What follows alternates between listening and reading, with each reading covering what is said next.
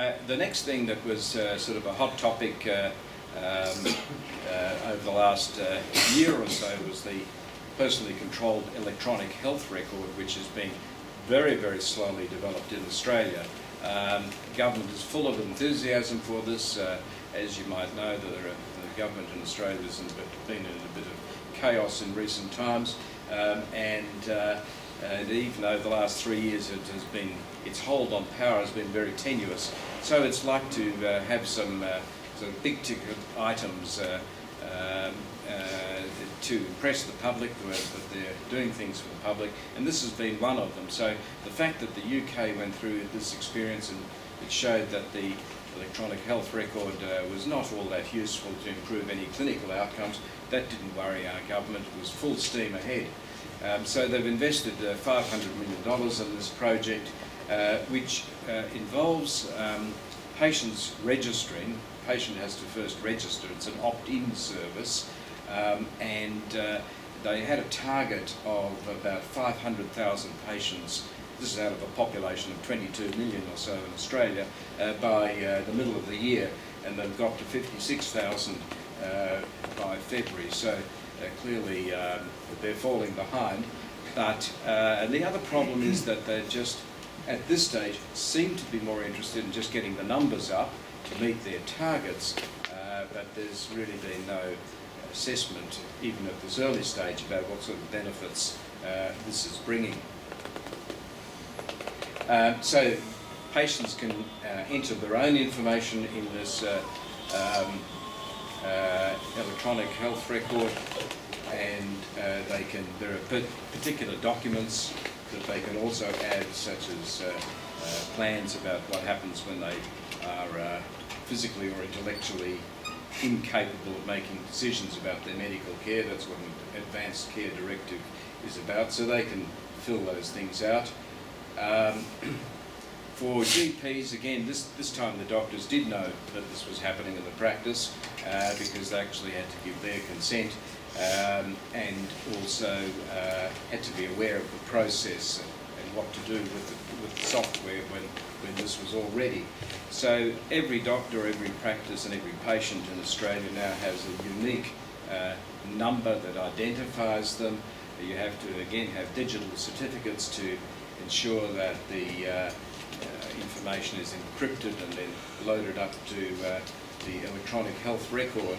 And clinical software, they all had to become compliant. So while Australia is a democracy and it's less draconian than Denmark, at least in this area, they had to be compliant. Otherwise, well, really, GPs would not use software that was not going to provide this service. So GPs can then upload health summaries. They can also upload other sorts of documents, including discharge letters from hospitals, but the main emphasis at this stage is of uploading a health summary. So just the usual sorts of things: allergies, medications, medical history, can be uploaded really just by pressing a button once the patient has registered into the system. Now, I don't know what it's like in your country, but in our country, the quality of the data in these is very variable. Patients, medication lists have no longer used medication, still left there. The medical history sometimes has a combination of true medical histories and a list of reasons for encounters for trivial things, such as patient came along for a script. They get listed there. So unless doctors are really conscientious and careful, the data quality here can be quite patchy. Again, a number of other documents can be loaded up, but this is, I think, about this has been accessed at the moment very, very rarely.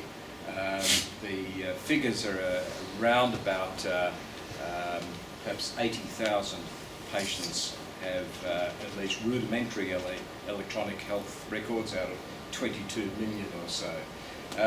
The next initiative, again, this was partly initiated by government, but also in response to requirements from rural and remote areas, and that is telehealth. And telepsychiatry in Australia has been around for many, many years, at least 10 years, but it took a long time for there to be specific funding for telehealth so that people actually had some financial recompense for buying equipment and providing teleconsultations. So at the moment there are some rules about when telehealth can be used, at least in terms of getting extra money for doing it, and they are the specialist needs to be in rural and remote areas, but they can also be used for people in aged care facilities and Aboriginal health services. I say the specialist because the patient needs to be in the rural and remote area, but there needs to be a specialist involved. There doesn't have to be a GP involved. There can be another health worker, or theoretically it could be just a patient, but that's unlikely that it'll ever be like that. In most cases it would be a GP with the patient and the specialist.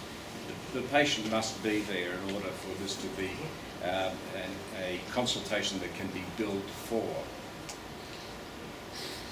So just to run through the developments in this area, the GP first of all does need to send a referral letter to the specialist, as happens in non-telehealth consultations, and obviously they need to make sure that everything's working and both of them understand what this process is going to involve.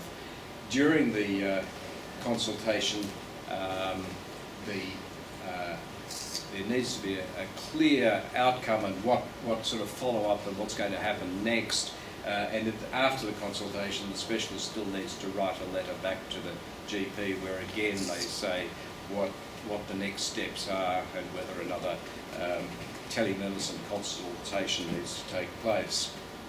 So, so far there have been less than 100,000 of these telehealth services provided. Each year in Australia there are, I don't know if we've got the figures up there, but there are millions and millions of consultations happening in Australia. So this is minuscule, but it started really in the middle of 2011. So we've got to that level at this stage.